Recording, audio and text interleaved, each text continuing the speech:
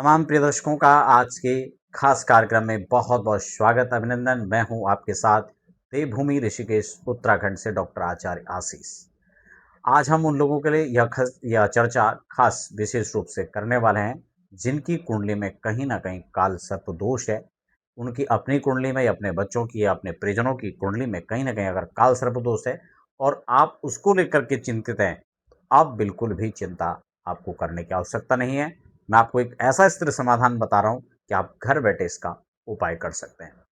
क्या उपाय रहेगा, इसको लेकर के हम लोग चर्चा जारी रखेंगे। नए दर्शक हैं तो फटाफट चैनल को सब्सक्राइब कर लीजिए, बेल आइकन प्रेस कर लीजिए, ताकि आपको आने वाले समय में भी हमारे चैनल के द्वारा अध्यात्म, ज्योतिष, वास्तु और तमाम प्रकार की पूजा पाठ की जानकारियां घर बैठे प्राप्त हो सके। बिना समय गंवाए हम लोग चर्चा करते हैं काल सर्पदोष पर। यह काल सर्पदोष होता क्या है, कैसे बनता है, और अगर काल सर्पदोष कुंडली में है तो क्या इसका समाधान है, इसका जो दुष्परिणाम है वो क्या हो सकता है, इसके जो लक्षण हैं वो कैसे विद्यमान है, कैसे आपको दिखाई देंगे, इसके लक्षणों के साथ साथ जो इसका दुष्प्रभाव है, इसकी शांति जो पूजा विधि है वो कैसे है, और खास बात कि अगर इसकी शांति करवा ली तो क्या ये योग खत्म हो जाता है, इसका प्रभाव खत्म होता है, और इसका रिजल्ट कितने दिनों में मिलता है, इसका पूजा विधान कहाँ करना चाहिए, इसमें कितना खर्च आता है, और ये तमाम चीज़ों के साथ साथ हम लोग ये भी समझने का प्रयास करेंगे कि कहीं ना कहीं कई बार ये भी सुनने में आता है कि पितृदोष और काल सर्पदोष को आपस में मिलाकर देखा जाता है। तो ये कहाँ तक सही है, इनका आपसी कनेक्शन क्या है, इसी पर हम डिटेल से चर्चा करेंगे। इसको समझने से पहले काल सर्पदोष बनता कैसे, इसको समझ लीजिए। इसमें एक श्लोक है, अग्रे राहुरद्य केतु, राहु और केतु के मध्य में सर्वे ग्रहा मध्य गते।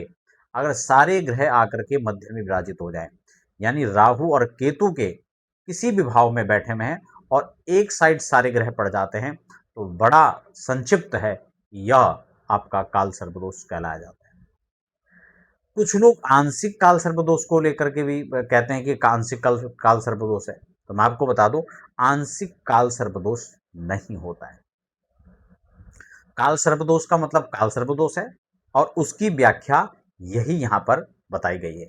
तो जब ये काल सर्पदोष की व्याख्या है तो फिर जो आंशिक काल सर्पदोष है उसका भी कोई डेफिनेशन होना चाहिए, लेकिन वो नहीं है। तो इसका मतलब क्या है कि काल सर्पदोष है और आंशिक काल सर्पदोष कुछ नहीं होता है। यह केवल आपको भ्रमित करने के लिए है। यदि जो आंशिक काल सर्पदोष बता रहा है उससे सावधान हो जाइए, वो कुछ नहीं है। आपको सीधा सा सूत्र मैंने बता दिया, जहां राहु बैठे हैं आपकी कुंडली में उसको देख लीजिए, और जहां केतु बैठे हैं इसके बीच में 7 स्थानों की दूरी होती है, और उन्हीं 7 स्थानों के मध्य में अगर सारे ग्रह बैठ जाते हैं तो बड़ा संक्षिप्त है, आप वो काल सर्पदोष को समझ लीजिए। क्लियर हो गया। अब यहां पर ये 12 प्रकार से बनता है। क्यों? क्योंकि कुंडली में 12 लग्न होते हैं, 12 राशियां होती है, और उन्हीं 12 लग्नों में जब राहु अलग अलग भाव में बैठता है तो अलग अलग प्रकार के काल सर्पदोष बनता है। इसमें मूल रूप से 12 प्रकार का जो काल सर्पदोष है वो बनता है, जिसमें अनंत, कुलिक, वासुकी, शंखपाल, पद्म, महापद्म, तक्षक, करकोटक, शंखचूड़, घाटक, विषधर और शेषनाग। यह 12 जो नाग हैं, जो सर्प हैं, इन्हीं के नाम पर 12 प्रकार का काल सर्पदोष कहा गया है। आशा है आप मेरी बात को समझ रहे होंगे। आप बात करते हैं कि अगर या इनमें से कोई भी काल सर्पदोष है, आपने इसको चेक कर लिया, आपकी कुंडली में काल सर्पदोष बन रहा है। मुख्य रूप से इसके लक्षण क्या होते हैं, थोड़ा इसको समझिए।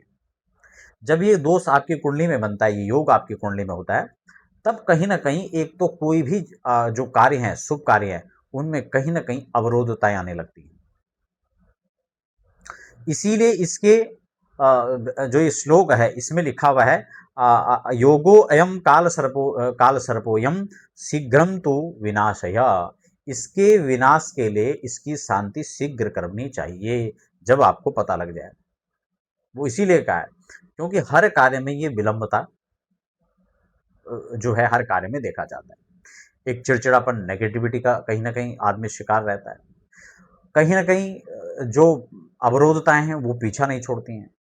जो समस्याएं वो लगातार बनी रहती हैं। कई प्रकार के जो कार्य हैं उनमें विलंब का हो जाना, शादी में अड़चन, विवाह में अड़चन, कार्य में अड़चन, तो ये तमाम चीजें यहाँ पर देखी जाती हैं।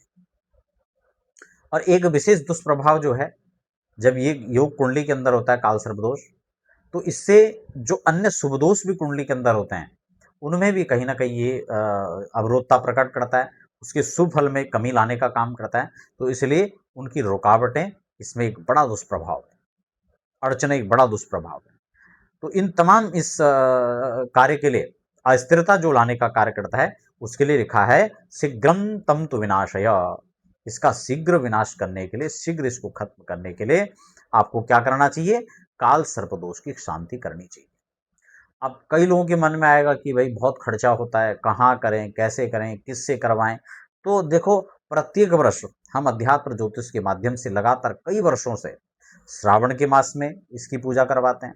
आप उसमें सामूहिक रूप से भी सम्मिलित हो सकते हैं, व्यक्तिगत अलग अलग पूजाएं होती हैं, आप उसमें भी सम्मिलित हो सकते हैं।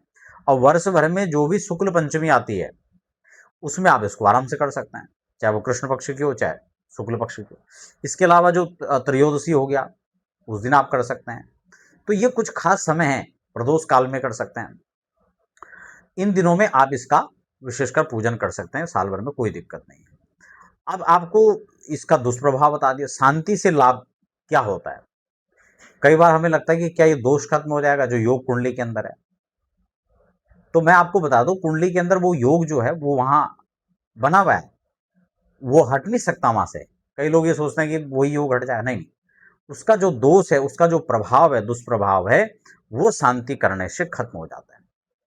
अब ये भी प्रश्न आता है कि फिर इसको कब कब करना चाहिए, कितनी बार कर सकते हैं, क्या एक बार करना चाहिए, एक से अधिक बार भी कर सकते हैं। नियम के मुताबिक ये योग कुंडली में बना हुआ है और इसके दुष्प्रभाव वर्ष भर में एक बार शांति करा लेने मात्र से यह पूरे वर्ष के लिए आपका एक एंटीवायरस का काम करता है। लेकिन इसकी एक अवधि होती है, इसलिए इसको आप संक्षिप्त रूप में उसके बाद फिर पुनः कभी भी वर्ष भर में कर सकते हैं। मासांत में भी आप करें तो बहुत अच्छा है, जैसे मैंने आपको कहा। तो प्रदोष काल है, प्रदोष की तिथियों में आप करा सकते हैं।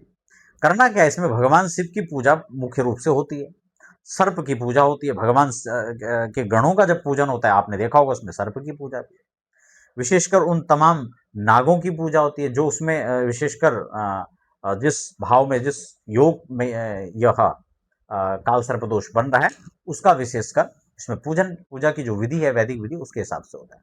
अब कई लोग उसको डरा करके अपनी बात को आगे श्रेष्ठतम रख करके कई अलग अलग प्रकार के एडवाइस देंगे, तो उसमें हम ज़्यादा टिप्पणी नहीं करेंगे। लेकिन मूलतः यह इसका पूजा विधि है, इस हिसाब से होता है। अब हम जो प्रश्न रहता है कि भाई कहाँ करना चाहिए इसको, क्योंकि आजकल मार्केटिंग का ज़माना है। अगर हमने कह दिया कि इसी स्थान पर होगा और हमने उसका विस्तृत रूप से प्रचार प्रसार किया, तो लोगों को लगता है कि नहीं, यहीं पर होना चाहिए। क्योंकि आजकल जो है, समझने के लिए किसी भी चीज़ को हमारे पास समय तो है नहीं, तो हमें पूरी भेड़ चाल वहीं चली जाती है। इसलिए ध्यान रहे, यह पूजा किसी भी तीर्थ में आप करवाएं तो अतिश्रेष्ठ है। तीर्थ में भी गंगादि पुण्य नदियां हैं, गंगा, यमुना, सरस्वती, इनके तट पे करवाएं तो बहुत अच्छा है। संगम तट पे करवाएं तो अच्छा है।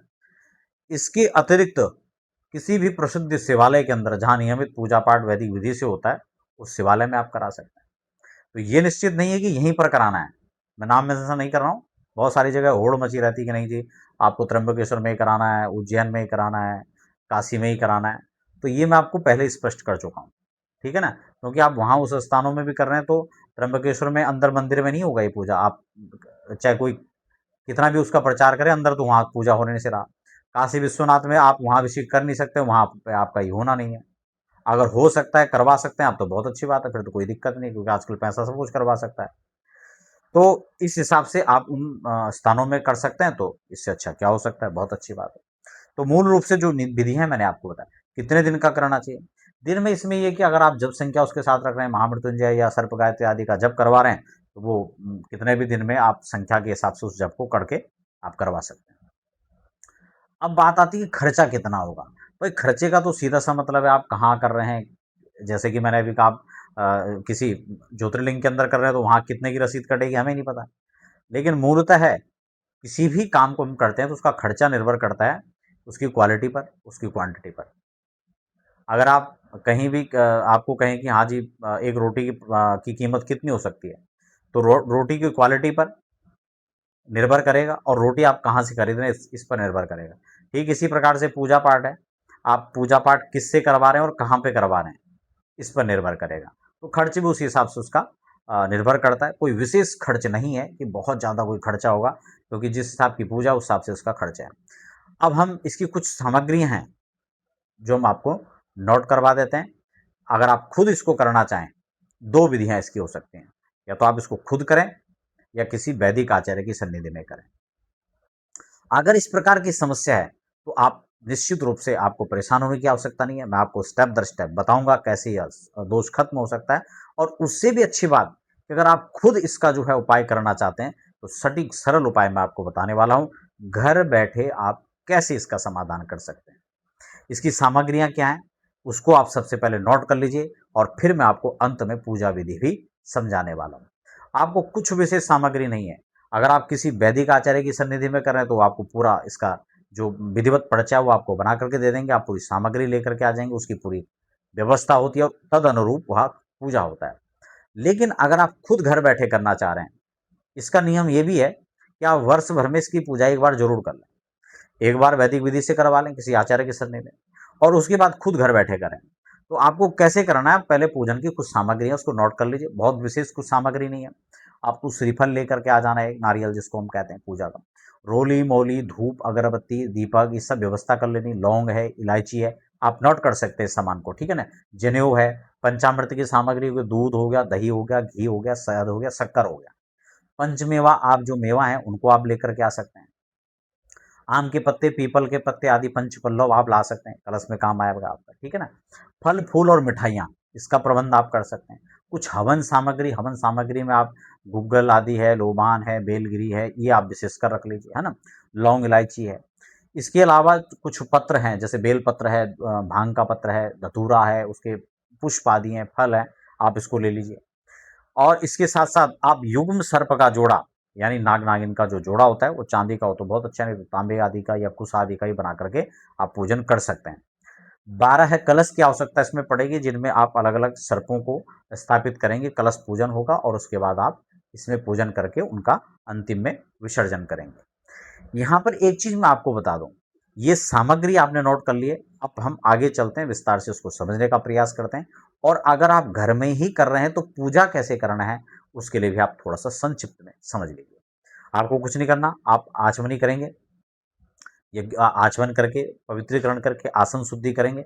उसके बाद संकल्प लेंगे, हो सके तो किसी गुरु के सानिध्य में पहले इसको समझ लीजिए एक बार करने से पूर्व। ये तो संक्षिप्त में आपको समझा रहा हूँ, आप उस हिसाब से कर सकते हैं।